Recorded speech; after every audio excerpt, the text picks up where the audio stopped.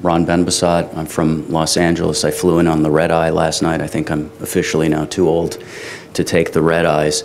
And I am an internist in Beverly Hills. I've been practicing for 20 years. I am board certified, and I recertified when I was 40. I'm 49 now, and I really have no intention of ever doing this again. In fact, my lease is up next year when I turn 50, and many of the changes that Ken and Paul discussed come into play next year. So I have to make some very serious decisions about my professional career. I don't have all the answers to what we're talking about here, and I'm not at all against board certification, and I'm certainly not against keeping up to date, but how this all came to be when I was 40, these recertification things just happened to fall on the decade marks for me. When I was 40, I did this thing, and for internal medicine at the time, it was 5 self-evaluation modules and a secure examination. And to give you an idea, for internal medicine anyway, for us it was the 5 self-evaluation modules and the secure examination. And so for literally a 6-7 month period of time with a buddy from residency, we spread our textbooks out around the dining room table. We studied pulmonary, infectious disease, all the various disciplines within internal medicine, and took these 5 self-evaluation modules, which were very complicated, very difficult, really didn't have anything to do with the day-to-day life of being a practicing internist, and it seemed more like we're studying stuff that we did 10 years ago when we finished our residency training program. I mean, I don't really need to know how to adjust a ventilator at this point and interpret ABGs and prescribe HIV medicine or prescribe chemotherapeutic agents. If I diagnose someone with HIV or with cancer, I refer them to the specialist. We don't practice in a vacuum. I'm very much a bread and butter internist. I'm doing H&Ps and pre-ops and sick visits, and I'm into the groove of what I do, and I keep up to date in that area when I do my continuing education requirements. So I'm doing this kind of thing, and I'm thinking, and my father is an engineer, and like any licensed profession, us, engineers, lawyers, Andy, architects, we all have continuing education requirements.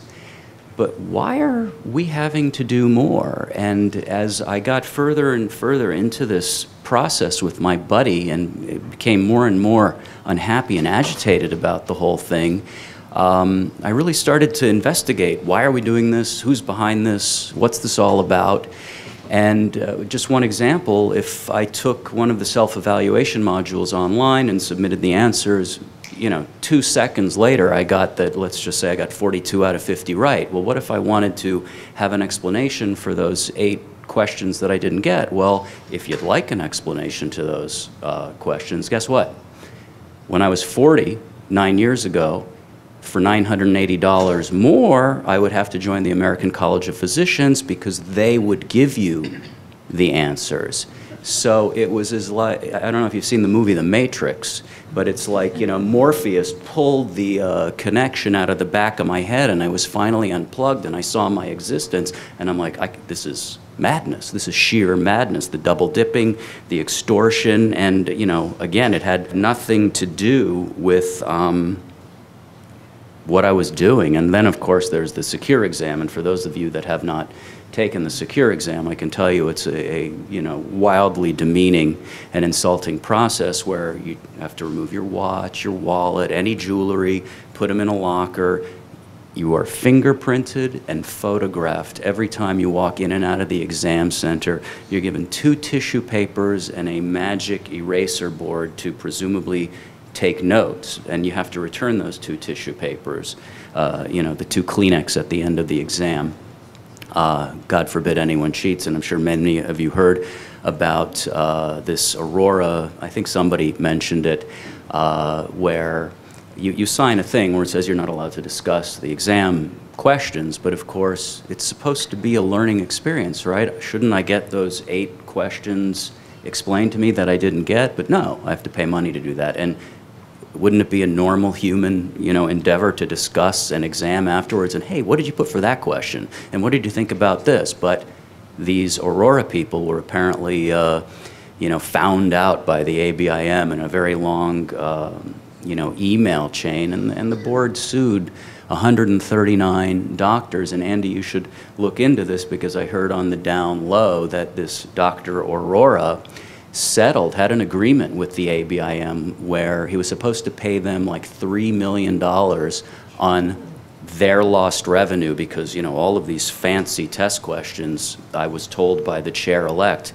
they meet for a very minimal stipend, of course, the board members, and they meet, they come up with great test questions, and how test makers love to play games with us test takers, and there's really two parts to this process of studying or restudying material and then taking practice exams, which I think Ken showed with the med study guide, which is what I had used, just another expense. But anyway, so with this Aurora thing, what I heard that he was supposed to pay them $3 million, but instead offered $4.5 million with the promise, a handshake under the table, that the board would not go over those people that took the test. And in fact, they took his $4+ million and they sued those 139. Now, I have no proof of this. I just heard this, through the grapevine. But anyway, so I took the test. Thankfully, I passed it, but I vowed I'm never doing this again. But as I drove home from Pasadena, the one close place where I could take the test, I live in Beverly Hills, I'm driving home and I'm thinking to myself, why would I ever do this again? I mean, what was the point of that? I just spent, 6 to 8 months really upset and studying and not spending time with my friends or family, and quite miserable and angry about the whole thing. And then I thought to myself, well, what if they tie it to hospital privileges? What if they tie it to insurance participation or reimbursement? And what if they try linking it somehow to licensure? And so I got, kind of worked up about this. I wrote like a 9-page letter that I considered submitting to any medical journal or newspaper that would read it. I showed it to some of my friends. They're like, Ron, it's fantastic, but you gotta take the anger out of it. And I'm like, that's impossible. So I, used it as a therapeutic exercise. I put it in a folder, and I went back to my job, which was seeing patients, which I do every day. And, at this point, now that this is a few years later, every morning I have 27 to like 40 emails about this thing. I have an hour of work just on this stuff and doing this every day before I actually see my patients, and I talk to doctors every day. I fly out to these things when invited. But to get back to this whole story, so I'm driving, I write this paper, and I get back to work, and I sort of forget about it like everybody else does. Okay, I did this thing, horrible as it was, and then in 2005, I think it was, I got 3 emails on 3 consecutive days, and I know some of the faces here, and it's nice to see some new faces to tell this story to, and really the entire story, both mine and Paul's, if you will, can be found in the anti-MOC articles and MOL links, and if you scroll down, there are YouTube video presentations of pretty much these talks, though Paul has perfected his into a fine art form.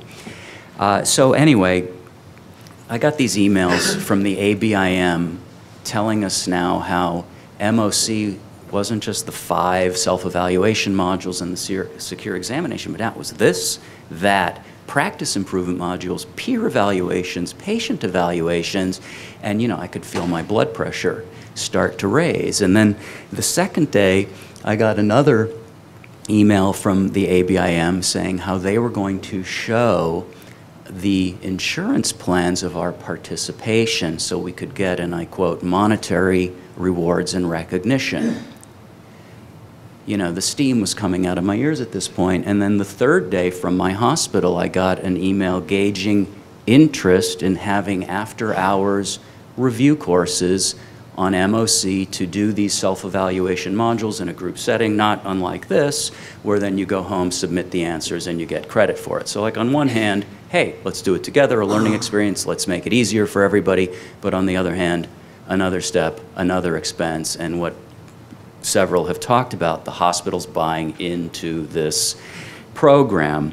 So I pulled out that 9-page letter that I wrote, and it really became the nidus for this website, which I really didn't start at the time, but I started to talk to other doctors in Los Angeles, the president of the Young Physicians Association, and we had a meeting in December, I think it was of '09, about 80 doctors showed up, and there was a lot of concern, fear, about what to do, and do we have any say in this? And I was there. There was a doctor from the California State Medical Association, and also the head of the Los Angeles County Medical Association. And everybody had their ideas about what to do, and being naive, you know, what do kids do these days? They make a website, it spreads virally, and before you know it, you know, you're an internet sensation, and you've crushed the machine. It shows you how naive I was. But what it did show me is really how cowardly and fearful as a group doctors are. As well-educated, as intelligent, really collectively we don't act very smartly in our own behalf, and this is really just the tip of the iceberg. Andy talked about several others, and Wayne as well.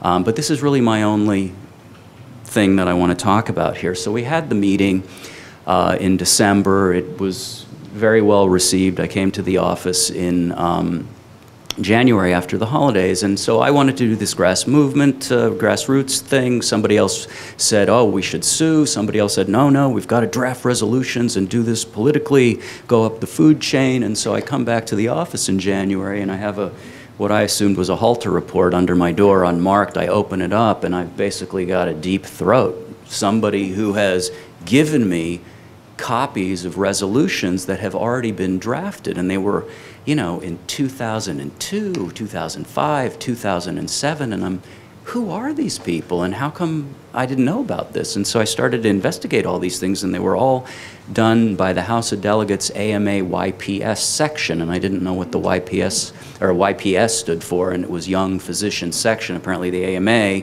is broken up into all these different sections. The YPS, Young Physicians, representing physicians under 40 who have been in practice less than 8 years. And so I Googled, I saw who the president of the YPS was. I called her up. I left her a very cryptic message about what I had been up to in Los Angeles, and Jules' friend Don Buckingham, the president at the time of the YPS, called me on a Sunday, and we talked for like 2 hours. I gave her my story and song and dance about what I'd been doing, and you know, we fell in love over the phone, even though she's married with 2 kids, or 3 kids, I think, and she's like, Ron, where have you been all my life? You have no idea what we're up against. We go into these rooms of old doctors, and they don't care, they're grandfathered, they just see dollar signs. How can I help you? And so with this, I found an ally, and we did, I should say, inform the ABIM of that initial meeting. And at first, they thought we were bluffing. And then when we had had the meeting, they wanted to hear what we had talked about, and then they insisted finally that if we have another meeting, that they will send a representative. So we said, sure, great. So we had a meeting in March of 2010, again in Los Angeles, and they sent at the time the chair-elect, who was the head of the Department of Geriatrics at UCLA, who was basically the Bob Wachter equivalent of the day, who came with his PowerPoint presentation to tell us why we should be doing the MOC and why this is good and why patients want this and why the public wants this. And I don't know who it was, but somebody unplugged his projector, and we proceeded to annihilate this guy because he had not a leg to stand on. And what the board people, and you know, I would like to think that their heart was in the right place when they came up with this. Like, how can we ensure that our doctors are keeping up to date? How can we make a product that maybe tests doctors? But somewhere along the line, I mean, they really lost sight of this. And as doctors do, you know, they get singularly focused on something and don't see anything else but what they're doing, and they, you know, not only created the Kool-Aid here, but they're drinking it themselves, and they're lying to us And they're telling us that the public wants this, they're telling us that this makes us better physicians, they're telling us that this improves patient care and safety, and there is not one shred of evidence to that effect. And in fact, my board, the ABIM, started this recertification MOC stuff in 1990, so the first people didn't have to do it till 2000. So now we're already in 2013, and one of the latest developments is in 2014, as Paul mentioned, they're changing MOC to CMOC, so continuous maintenance of certification. They're reneging on people like me who did their certification a little bit early to get a couple. They said, do it early if you want. Extend the length of your time-limited certificate. So I do it a couple of years early, think I've got, you know, instead of a 10-year, a 12-year thing, and now they've changed it because next year in March, you have to give them your credit card so they can start withdrawing these annual fees for their product, for their monopolized product. You have to participate in, and I went to a conference recently where the president of the American College of Physicians, who's on the board of the American Board of Internal Medicine, gave one of these PowerPoint presentations with algorithms that was so complicated and so convoluted that it's like, where in all of this are you supposed to practice medicine and see patients? They've really lost sight of that, and I'd really like to think that they had their heart in the right place, but it's becoming more and more difficult for me to see that, especially when you click on that tax return link there and see some of the salaries that have been mentioned. And you know, the biggest irony of this is Christine Cassell, the president of my board, who makes $800,000 a year, who's been one of the real architects of maintenance of certification, as her parting gift to those of us who actually practice medicine. She steps down in June. She has created, and I think Paul showed it, or maybe Ken did, the Choosing Wisely campaign, where they're telling us we're ordering too many tests and we're doing things that aren't necessary, but yet, on the other hand, or the flip side of this, they're testing us more. It's mind-boggling, the hypocrisy and the stupidity. So we had this meeting in January with the chair-elect, and a week later, unrelated to anything I was doing, any of the efforts in Los Angeles, the New England Journal of Medicine's editor-in-chief, Dr. Drazen, had a one-page editorial reconsidering certification, and there were pro and con articles or letters for and against recertifying, but it was only for those grandfathered. So I'm grandfathered, should I do this or shouldn't I do it? And there were arguments, compelling or not, for either case. And again, if you go to this anti-MOC article page, click it, it's all chronological. If you scroll all the way down, those resolutions are there, and then you'll see the New England Journal and these two papers, and then if you just start reading up, you'll see where we are today. Anyway, so I grabbed that 9-page thing I had mentioned earlier, and I whittled it down to a sparkling 1,200-word document, submitted it to Dr. Drazen for publication in response to these papers, and he called me, he said, I can't print this. And I go, and I promise you, I took the anger out of it. But it had all the financials, all the politics, and he says it's just too long. The requirements for a letter to the editor are 120 words, and yours is 1,200 words. Well, I didn't know, honestly, and so he said, if you can whittle it down to 400, I'll reconsider it. So, you know, I'm starting to defang it, and I get it down to about a third of the size, and I'm not exaggerating. The meeting that we had was in February. The article came out in March.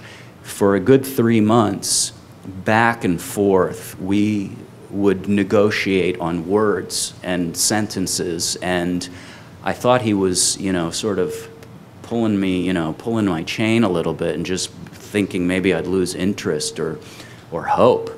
But all of that time, I started to create the template for this website, which is now in probably its 4th or 5th incarnation, and I've had a lot of help along the way. Anyway, in June or July, I think it was of 2010, they printed my now toothless paragraph, but they did, as part of the deal, include the website, and that's really when this began, and this movement began, and that's really how my workload increased tremendously back then. And since then, there have been many, many articles, and I'll spare you the details on those that have been written. They're all there. But the thing I want to mention more than anything are the allies, because I had many sleepless nights. Like, why am I the only doctor who is upset about this?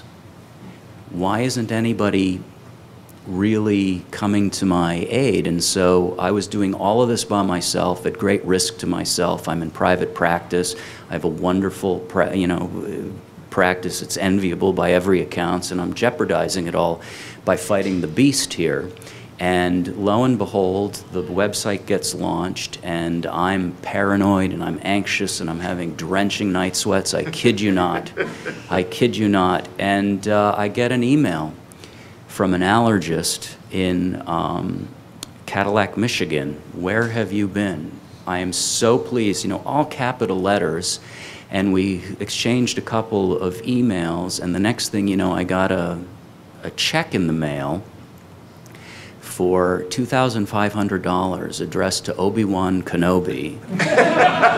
And it said, "Feel the Force," and it was signed Luke Skywalker. And Martin Dubrovik, that allergist from Cadillac, Michigan, who is speaking after me, and I became very fast friends.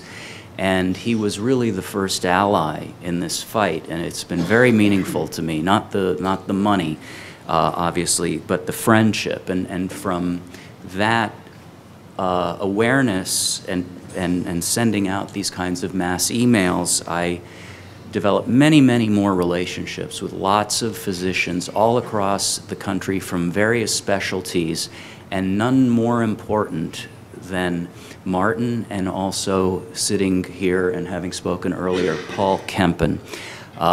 Both of these guys deserve a round of applause for their efforts, because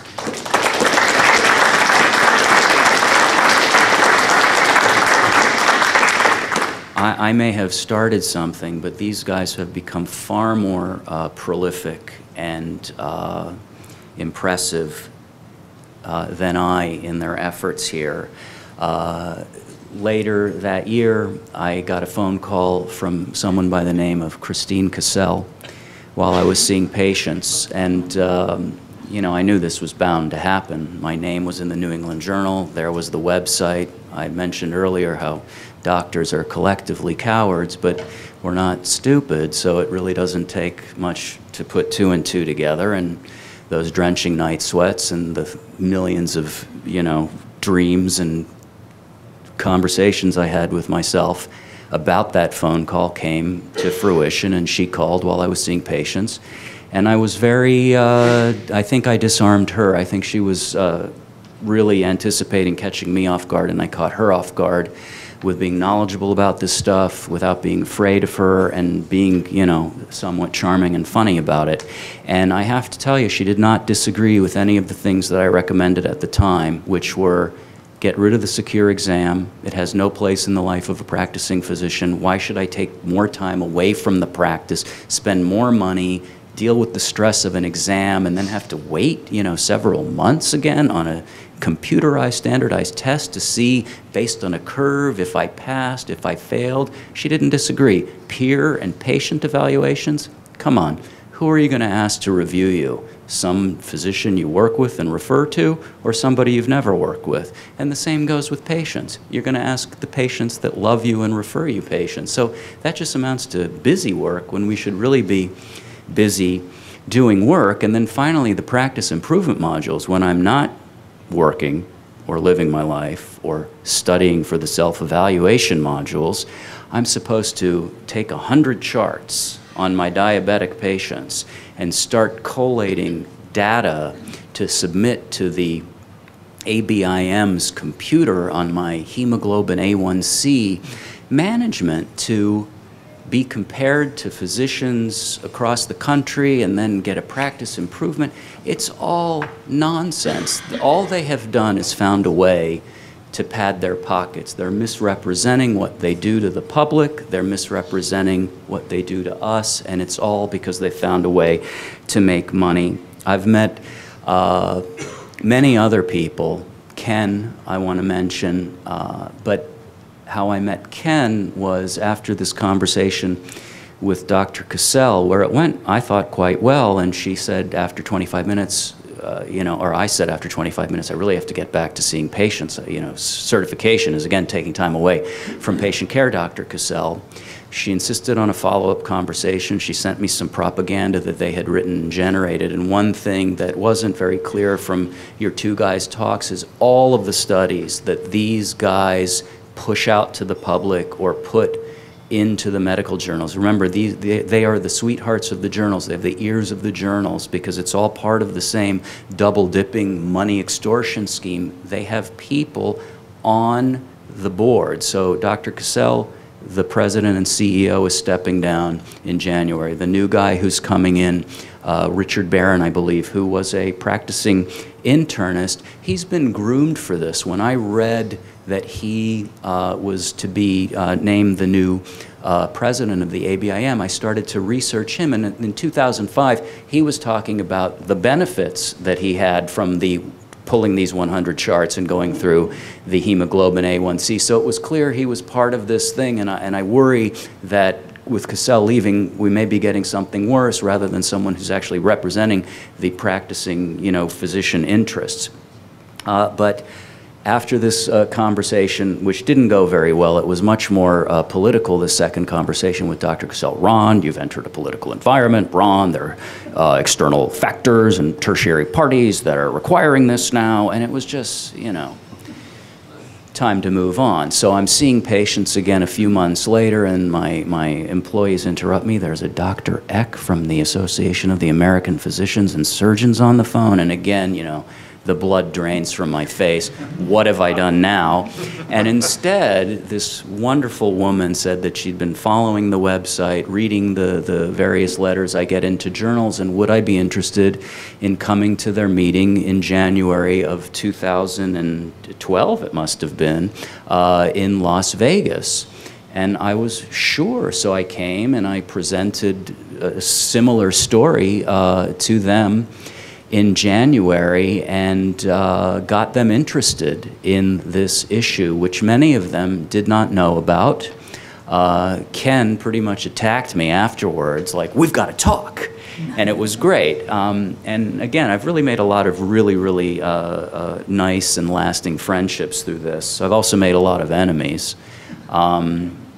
Speaking of enemies, my two main my right and left-hand men, if you will, at the beginning of this were both threatened, and they both called me on the same day. Martin got a letter from the lawyers of the Board of Allergy and Immunology threatening him because in one of his letters he had written that the director instead of the president, or maybe it was the president against the director, minutia. So they were threatening to sue him over this, basically cease and desist from writing this stuff. And not 15 minutes later, after I talked Martin off the ledge, I get a call from Paul, who's, Ron, I have to take a step back from this. Something terrible happened here today. I got called into the chair of my department. I thought I was being called into lunch, and, he sat me down and he said, well, Paul, you're not really working out here anymore.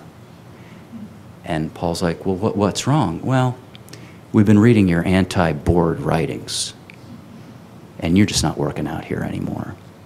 And so I was on suicide watch with these guys for a couple of days, and I'm just thinking to myself, how come they haven't come after me? What are they going to do to me if this is what they're doing to my, two main guys?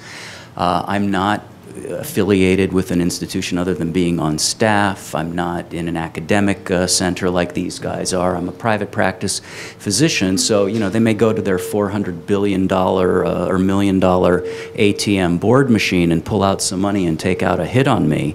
Don't think I haven't thought of that. We are challenging with you people here basically like the tobacco industry. These guys make a lot of money, and we are challenging a huge revenue stream, but they don't have a leg to stand on. We're on the right side of this issue, and we're on the truth here. So other than these delightful enemies, I've made great allies. At the AAPS, I've been invited to doctor for patient care. meetings. I actually met Martin and Paul both for the first time, I think it was last summer in D.C. You know, we had been like pen pals, except, you know, email buddies, whatever the term is. And we had such a good time hanging out and meeting and giving these talks that we've all become friends, and we've tried to educate doctors. I mean, I am doing it every day. I have 2 full-time jobs every day. I talk to doctors every day about this. One thing I would recommend, and I with Alita and Andy and Paul, we all flew or went to Philadelphia a few weeks ago to this Benjamin Rush Society debate, and Paul and Andy were on the one side of the issue, and obviously these other guys were on the other side. But what was interesting, that the Benjamin Rush Society, despite multiple invitations to the American Board of Internal Medicine, whose home is in Philadelphia, refused to come. So Christine Cassell couldn't make it on a Saturday. Eric Holmboe, the chief medical officer, who, if you haven't seen his frightening 3-minute video, you really should catch it. The ABIM has launched it's a full-on media assault, because they're gearing up for this shift in 2014 with this MOC to CMOC, and they're talking about how seamless and beautiful and how less expensive. I see one of you guys showed this $257, but it's a smokescreen. It's going to be smaller amounts and more frequent increments, taking you out of the office even more, costing you more. The only way to do this is to squash this thing in its tracks, and we have to act quickly before this is even more entrenched in 2014. And one of the biggest problems I've found is just motivating doctors to get their heads out of the sand on this thing. You know, we've all been beaten into submission throughout our professional training, and we just kind of do what we're told to do. And like I said, when I was driving home, you know, and I pulled this thing out from the Matrix, it was like, am I the only one that sees the truth here? And clearly I'm not now. And like I said, so many more people are involved, and I'm just, you know, after Paul and Ken's talk, I'm almost, you know, I really don't need to come to these anymore. They're doing my bidding for me. But really, I have always felt mass non-compliance. If physicians just say no to this, we can defund these organizations. Are they going to come and take care of my patients or your patients? I don't think so. I don't think Christine Cassell, stepping down or not, is going to come out of her ivory tower, or is Eric Holmboe, the chief medical officer who makes over $400,000 a year at the ABIM, or is Rebecca Lipner, who is the PhD, who's the head of psychometric testing, who makes a couple of $300,000 at the ABI. I mean, I can mention names. You can look at them all up there. It's obscene what these people make in comparison to what the average practicing internist does. And they're basically these ivory tower, bureaucratic, politician, non-practicing physicians, for the most part, making rules for those of us on the front lines. And one thing they like to do also is, who makes the tests are members of the board of these various boards. But the members of the board who make these salaries are not writing the tests.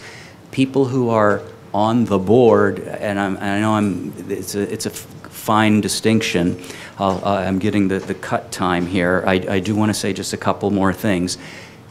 These guys that write the board questions get a minimal stipend. They like to throw that in your face, whereas the people that are actually employed by the boards and are making these rules make hundreds of thousands of dollars. Mass non-compliance, formation of an alternative certifying board, which we'll hear about in a minute, political, writing letters to and contacting your state legislators. Paul and Ken were instrumental in getting this going in Ohio, and many states have followed. And finally, the fourth option, I have always felt, was the last option, was the legal option, which is suing. And I did bring a check. Where is it? Here. I have a check for $1,000 to give to the AAPS for the legal fund, and I would challenge every physician here and watching to do the same, because really this is the last organization fighting for us.